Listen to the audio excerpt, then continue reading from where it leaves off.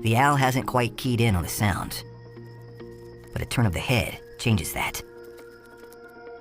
Its head spins a full 270 degrees, 3/4 of a full rotation. His ears tell his light-sensitive eyes exactly where to look. His two main senses are in sync.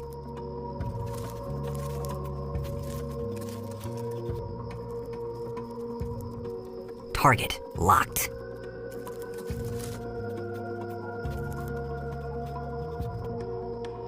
Now, the owl unleashes another secret weapon. Fringed wing feathers that muffle any flapping sound. It's a double advantage. The owl can still hear its prey while flying, and the mouse doesn't have a clue what's coming.